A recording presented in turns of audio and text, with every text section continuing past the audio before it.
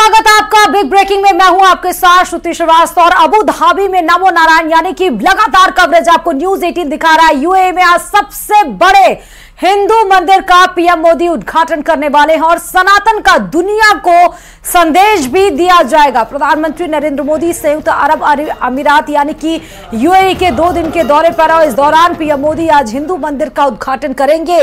इससे पहले वे मंगलवार दोपहर अबू धाबी पहुंचे, जहां उनका ग्रैंड वेलकम किया गया।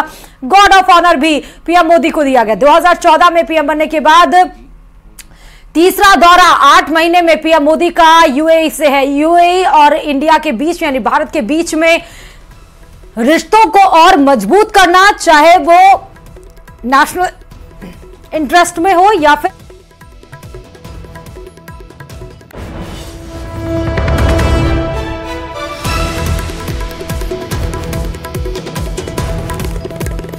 पीएम के तौर पर यूएई का सबसे ज्यादा दौरा करने वाले पीएम मोदी हैं। जून 2022 और जुलाई 2023 में दुबई गए हुए थे। 8 महीने में तीसरी बार दौरा, यह महत्वपूर्ण दौरा माना जा रहा है। संयुक्त अरब अमीरात में भी आपको तो भारतीय संस्कृति की को बचाने के लिए उसकी मुहिम के तहत स्वामीनारायण संस्था की ओर से अबू धाबी में पहले हिंदू मंदिर की प्राण प्रतिष्ठा हो रही है और इस मंदिर में विभिन्न चित्र की कलाओं को दर्शाया जा रहा है। वहीं इस मंदिर में सिरोही के पिंडवाड़ा में निर्मित मूर्तियों की स्थापना की गई। तो बता दें कि मूर्तियों को बनाने के लिए 3500 कार्यक्रम की नक्काशी से इन मूर्तियों को तराशा गया है। यह कला 5000 साल पुरानी बताई जा रही है। भित्ति चित्र कला को उजागर करने के लिए रामायण और गीता की पूरी कहानी इन चित्रों में उकेरी गई है। और इस बीच बड़ी खबर आपको राजस्थान में सूर्य नमस्कार को लेकर बता रहे हैं, जहां हाईकोर्ट ने याचिका को खारिज कर दिया है। बड़ी खबर आपको बता रहे हैं, मुस्लिम संगठनों की ओर से हाईकोर्ट में याचिका दी गई थी कि क्यों 15 तारीख से, चाहे वो प्राइवेट हो चाहे वो सरकारी स्कूल है, सूर्य नमस्कार क्यों करवाया जा रहा है। इसको लेकर मुस्लिम संगठनों ने याचिका दाखिल की थी और हाईकोर्ट ने बड़ा रुख इख्तियार करते हुए याचिका को खारिज कर दिया। सूर्य नमस्कार पर जो मुस्लिम संगठनों के द्वारा याचिका लगाई गई थी, उनको ऐतराज था कि क्यों प्राइवेट या निजी स्कूलों या सरकारी स्कूलों में सूर्य नमस्कार करवाया जा रहा है। इसको लेकर वो कह रहे थे कि उनकी भावनाएं आहत हो रही है। इसको लेकर याचिका दाखिल की गई थी, लेकिन हाईकोर्ट ने बड़ा फैसला दिया है, याचिका खारिज कर दी है। इस खबर पर हमारे संवाददाता अरबाज जुड़ चुके हैं। अरबाज, हाईकोर्ट ने याचिका खारिज कर दी, मुस्लिम पक्ष को क्या झटका लगा इससे? अरबाज जी बिल्कुल, देखिए एक बड़ा झटका लगा है। राजस्थान हाईकोर्ट ने याचिका को, जो याचिकाकर्ता संगठन थे उनकी तरफ से जब याचिका पेश की गई तो जस्टिस महेंद्र कुमार गोयल की एकल पीठ में इसमें सुनवाई हुई। पूरकवाद सूची में ये मामला था। जैसे ही नंबर आया, इस पर उन्होंने अदालत ने पूछा क्या ये जो याचिका लगाने वाले संगठन हैं ये रजिस्टर्ड हैं, ये इस चीज के लिए जिम्मेदार हैं, क्या ये कह सकते हैं कि ये जो सूर्य नमस्कार ना किया जाए इसके लिए तब रजिस्टर्ड संगठन नहीं होने की वजह से इस याचिका को खारिज कर दिया गया है। अदालत ने साफ कहा कि आप स्कूली बच्चों के ना अभिभावकों के नुमाइंदे नहीं हैं, आप उनको रिप्रेजेंट नहीं कर सकते हैं, लिहाजा आपकी याचिका को खारिज किया जाता है। हालांकि जो याचिकाकर्ता पक्ष थे उसकी तरफ से कई जो 2 अलग अलग याचिकाएं थी, कई वकील पेश हुए, उन्होंने पुरानी दलीलों और पुराने जजमेंट भी पेश किए थे, लेकिन उसके बाद में उस पर सुनवाई नहीं हुई। जो याचिकाकर्ता पक्ष है वो हमारे साथ में मौजूद है, उनसे बातचीत करने की कोशिश करते हैं कि किस तरह से क्या अदालत का रवैया रहा है। एडवोकेट सादत अली हमारे साथ मौजूद, क्या रहा अदालत में आज सुनवाई हुई आपकी? सब अदालत में मेरिट पे नहीं गई अदालत, बल्कि अदालत में सीधा हमसे एक सवाल किया गया, आप ये बताएंगे Rajasthan Muslim forum registered society है या नहीं।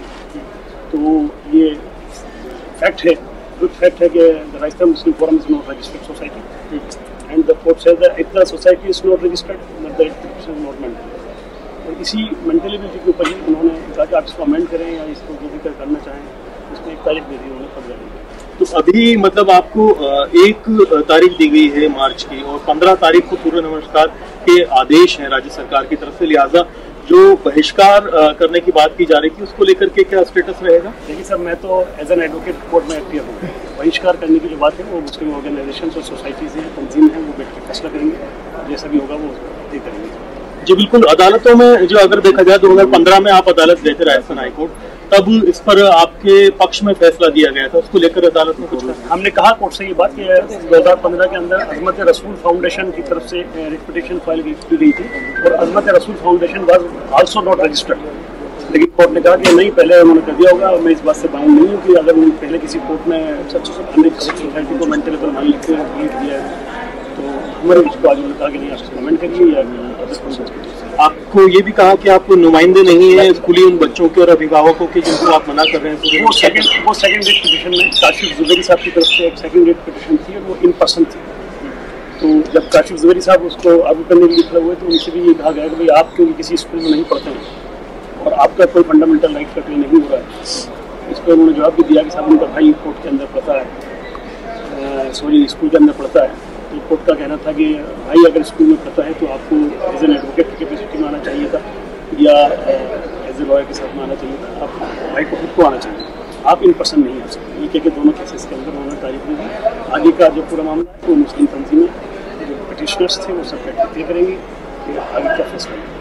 जी बिल्कुल, ये बड़ा फैसला है पूरे राजस्थान के लिहाज से। और आप देखिए कि जो मुस्लिम संगठन है वो अब बैठ करके कहीं ना कहीं इस पे विचार मंथन करेंगे, बैठक करेंगे, क्योंकि 15 तारीख का बड़ा जो स्कूलों का बहिष्कार कॉल किया गया था राजस्थान मुस्लिम फोरम की ओर से, जो मुस्लिम संगठन थे उनकी ओर से राजधानी जयपुर में इन संगठनों की ओर से एक बैठक बुलाई गई। इस फैसले के बाद में सभी जो बड़े जिम्मेदार हैं, वो चाहे जमीयत उलमा हिंद हो, जमात इस्लामी हिंद हो, चाहे मिली काउंसिल राजस्थान हो, अजमत रसूल फाउंडेशन हो, सभी जिम्मेदार संगठन जो कि राजस्थान मुस्लिम फोरम में है वो बैठेंगे, बैठ करके बात करेंगे। कल जो बहिष्कार कॉल किया था वो जमीयत उलमा हिंद ने सभी अपनी जिला इकाइयों को कहा था कि सभी स्कूलों में ये मैसेज पहुंचाया जाए कि मुस्लिम बच्चे जो हैं वो स्कूल ना पहुंचे, क्योंकि जो सूर्य नमस्कार है उसे जमीयत उलमा हिंद ने पूरी तरह से खारिज करते हुए कहा था कि ये जो इस्लाम के बुनियादी फंडामेंटल्स हैं उनके हिसाब से ये सही नहीं है, क्योंकि इस्लाम के अंदर किसी भी और वस्तु की या चीज की जो इबादत है, परस्तिश है, वो बिल्कुल भी मतलब एक्सेप्ट नहीं की जाती है। इसे सबसे बड़ा गुनाह यानी शिर्क माना जाता है। ऐसे में अब जब हाई कोर्ट की ओर से जो याचिकाकर्ता संगठन है उनकी याचिका को खारिज कर दिया गया है, ऐसे में सबकी नजर इस बात पर रहेगी कि मुस्लिम संगठन इसके ऊपर बैठ करके क्या फैसला करते हैं, फैसला क्या करता है। और अरबाज, उनके सामने अब क्या स्टेप और बचा हुआ है? क्या उसको चैलेंज करने के बाद वो अपर कोर्ट में जाएंगे? क्योंकि कोर्ट की तरफ से तो दो बातें जैसे आपकी बताई जा रही हैं कि जो याचिका करता है वो रजिस्टर्ड सोसाइटी नहीं है और वो बच्चों के अभिभावक नहीं है कि वो डिसीजन ले पाए। अरबाज, देखिए इसमें एक अपडेट ये भी है कि कोर्ट ने पूरी तरह से याचिका, फिलहाल जो कल रोक लगाने की बात थी उसे खारिज किया है। अभी 1 तारीख यानी 1 मार्च अगली तारीख दी है जिस पर जो संगठन है वो अपनी बात लेकर के आ सकते हैं। बहुत से नुमाइंदे जो हैं लगातार इसमें अदालत में पेश हुए हैं, उनसे बातचीत करेंगे और जानने की कोशिश करेंगे कि जो रिप्रेजेंटेटिव है उन्होंने क्या बात रखी, क्या दलीलें रखी और अब अगली 1 तारीख को वो क्या अपना रुख रखने वाले हैं। क्योंकि जो याचिकाकर्ता वकील हैं वो पेश हुए हैं, काशिफ जुबैरी हमारे साथ में मौजूद है, उनसे बातचीत करते हैं, जानने की कोशिश करते हैं। आप अदालत में अपीयर हुए, क्या रहा आज, क्या कहा गया? कोर्ट ने हमसे कहा कि आपके कोई फंडामेंटल राइट्स इंक्रीज नहीं हो रहे हैं और आप अपने भाई के भी आप पर यहाँ मौजूद हैं, जबकि आपके भाई यहाँ मौजूद नहीं है। तो कोर्ट ने हमसे बोला कि आपके कोई फंडामेंटल राइट्स इंक्रीज नहीं हो रहे हैं, तो आपका ये मामला बनता है। तो अभी आगे 1 तारीख दी गई है, क्या तैयारी रहेगी वो आपकी? देखिए आगे आने वाले वक्त के लिए हम लोग तैयार करेंगे। अभी मैंने अपने बिहाफ पे एक पिटीशन लगाई थी, उसको कोर्ट ने खारिज नहीं किया है, उसमें आगे की तारीख रखी गई है, उसके अंदर इंशाल्लाह तैयारी करके उस मामले को आगे बढ़ाएंगे। लेकिन 15 तारीख को कल स्कूल के लिए आदेश है, तो ऐसे में प्रदेश भर के बच्चे जो आप मुस्लिम संगठनों ने अपील की थी कि बहिष्कार करें, उस पर क्या स्टेटस रहेगा? देखिए उस पर स्टेटस ये रहेगा कि बिल्कुल जो बहिष्कार का, मेरा मानना ये है कि जो बहिष्कार की बात कही गई है लोग अपने धर्म के हिसाब से और अपने कॉन्स्टिट्यूशन राइट्स के हिसाब से, क्योंकि कोर्ट ने ये नहीं कहा है कि अब यहाँ पे कॉन्स्टिट्यूशन राइट्स बैरिकेड नहीं हो रहे हैं, कोर्ट ने यहाँ पे कॉन्स्टिट्यूशन बात नहीं की है, यहाँ पे मेंटल एबिलिटी पर बात हुई है कि ये मेंटेनेबल है या नहीं है। तो कॉन्स्टिट्यूशन राइट बिल्कुल ये हम लोगों के ये कह सकते हैं कि बिल्कुल ये वायलेशन ऑफ आर्टिकल 25 है।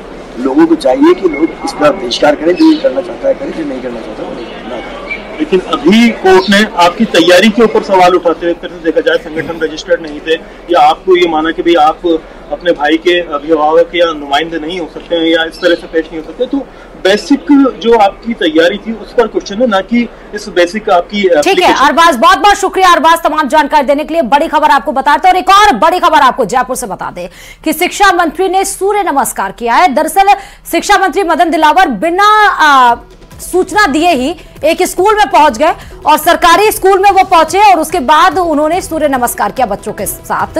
प्रार्थना सभा के ठीक बाद सूर्य नमस्कार किया गया। शिक्षा मंत्री के दौरे से अधिकारियों में हड़कंप मच गया क्योंकि सभी स्कूलों में सूर्य नमस्कार अब अनिवार्य कर दिया गया है और यही लगभग देखने के लिए प्रार्थना सभा के बाद ही सीधे पहुंचे शिक्षा मंत्री मदन दिलावर और बिना सूचित किए वो भ्रमण करने के लिए सरकारी स्कूल में पहुंचे। और ये तस्वीरें भी आप देख रहे हैं, आपको पीछे पिंक कलर में, गुलाबी कलर में आपको शिक्षा मंत्री मदन दिलावर नजर आ रहे हैं और साथ ही बच्चे और टीचर्स यानी शिक्षक भी साथ में मौजूद हैं। ये देखने के लिए भरसक गए होंगे कि जो अनिवार्यता की गई है सूर्य नमस्कार को लेकर, क्या वो स्कूलों में फॉलो किया जा रहा है गाइडलाइंस को या फिर नहीं। लेकिन अधिकारियों में हड़कंप जरूर मचा है, लेकिन प्रार्थना सभा के बाद ही बच्चों और शिक्षकों के साथ सूर्य नमस्कार करते हुए शिक्षा मंत्री मदन दिलावर आपको तस्वीरों में दिख रहे हैं। औचक निरीक्षण किया है शिक्षा मंत्री ने।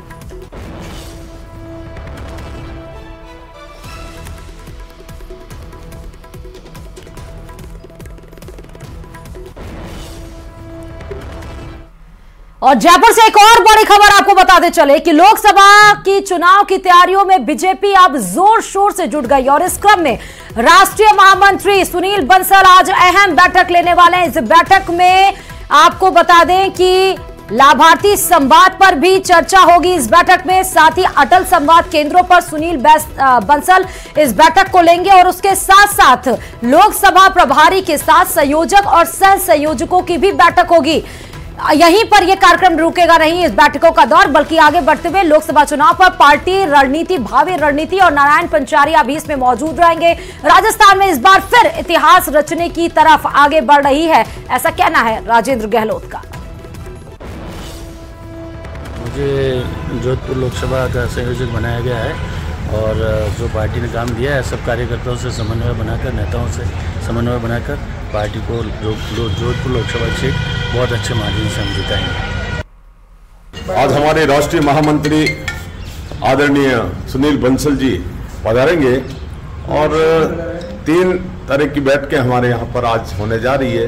पहली बैठक में हमारे जितने लोकसभा के प्रभारी, सह प्रभारी और संयोजक उनकी बैठक होगी। राजस्थान की 25 ही लोकसभाओं की ये बैठक रखी गई है और फिर लाभार्थी का कार्यक्रम, लाभार्थियों की एक बैठक होगी और एक अटल संवाद केंद्र जो हमारे हैं उनके साथ भी बैठेंगे। यानी शुद्ध रूप से संगठनात्मक बैठक लेने माननीय महामंत्री जी हमारे बीच में रहेंगे।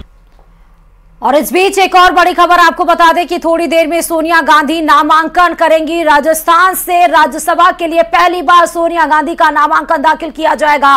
राहुल गांधी, प्रियंका गांधी और मल्लिकार्जुन खड़गे साथ ही मौजूद रहेंगे और अशोक गहलोत, टीकाराम जूली और गोविंद सिंह डोटासरा प्रस्तावक के रूप में जब नामांकन दाखिल किया जाएगा सोनिया गांधी के रूप की तरफ से, तो वो बनेंगे प्रस्तावक। सोनिया गांधी पहली बार राज्यसभा जाएंगे। डॉक्टर मनमोहन सिंह की सीट खाली हुई है और उस जगह पर सोनिया गांधी को नॉमिनेट करने के लिए राजस्थान से प्रस्ताव भेजा गया था, जिसको स्वीकार करते हुए जयपुर एयरपोर्ट पर भी वो तस्वीरें न्यूज 18 राजस्थान ने सबसे पहले दिखाई थी। और जब उनके साथ प्रियंका गांधी वाड्रा, राहुल गांधी मौजूद थे, साथ ही पूर्व मुख्यमंत्री अशोक गहलोत जयपुर एयरपोर्ट पर मौजूद थे, टीकाराम जूली नेता प्रतिपक्ष, साथ ही गोविंद सिंह डोटासरा, सुखजिंदर सिंह रंधावा, तमाम बड़े नेता मौजूद थे। और एयरपोर्ट से सीधा निकलकर वो होटल में गए और वहां पर थोड़ी देर में ही अभी नामांकन पत्र भी दाखिल किया जाएगा। इस खबर पर हमारे संवाददाता महेश जुड़े हुए हैं। महेश, कितनी देर में लगभग नामांकन दाखिल कर दिया जाएगा सोनिया गांधी की तरफ से? देखिए, बिल्कुल ऐसा जानकारी जो आई है वो सामने आ रही है कि कुछ ही पलों में जो है सोनिया गांधी यहां पर पहुंचने वाली है। कांग्रेस संसदीय दल की जो नेता है सोनिया गांधी, वो राज्यसभा चुनाव के लिए यहां पर नामांकन दाखिल करने जा रही है। राजस्थान विधानसभा में इसकी हलचलें बढ़ गई है और यहां पर बताया यह जा रहा है कि जो होटल में जहां पर वे रुकी हुई है वहां से रवाना हो चली है और अब कुछ ही पलों में, कुछ ही मिनटों में जो है वो यहां पर पहुंचने वाली है। देखिए, पूरा जो रूट है है वो रोक दिया गया है। मैं अपने साथी से कहूंगा कि वो आपको ये दिखाए कि विधानसभा के बाहर में किस तरह की हलचल बढ़ी है, क्योंकि जो मीडिया है वो पूरी तरह से अलर्ट यहाँ पर दिखाई दे रहा है। और साथ ही में सोनिया गांधी के साथ साथ में उनके बेटे सांसद राहुल गांधी, जो कि अपनी न्याय यात्रा को छोड़ करके एक दिन का ब्रेक लेकर के छत्तीसगढ़ से सीधे यहाँ पर पहुंचे हैं, वो उनके साथ में है। और पार्टी की जो महासचिव है प्रियंका गांधी, वो भी उनके साथ में है। अशोक गहलोत उनके साथ में रहने वाले हैं। रंधावा जो है प्रदेश प्रभारी, वो उनके साथ में यहाँ पर पहुंचने वाले हैं। और अब कुछ ही मिनटों में, कुछ ही पलों में जो है विधानसभा के बाहर से जो ये तस्वीरें अभी आप देख रहे हैं, यहाँ पर सोनिया गांधी पहुंच जाएंगी। और माना यही जा रहा है कि कुछ देरी में, यानी कि 5 से 10 मिनट के भीतर में जो राज्यसभा के लिए जो सीट यहाँ पर खाली हुई थी, जिसपे कि पहले पूर्व प्रधानमंत्री मनमोहन सिंह हुआ करते थे और उनके रिटायर होने के बाद में इस सीट पर अब लोकसभा को छोड़ करके राज्यसभा में अपनी भूमिका निभाने के लिए सोनिया गांधी यहाँ पर अपना नामांकन दाखिल कर रही हैं। और जिस तरीके से 3 विधान महेश, बहुत बहुत शुक्रिया तमाम जानकारी देने के लिए। तो इसी तस्वीर में फिर से न्यूज़ 18 राजस्थान आपको दिखाएगा जब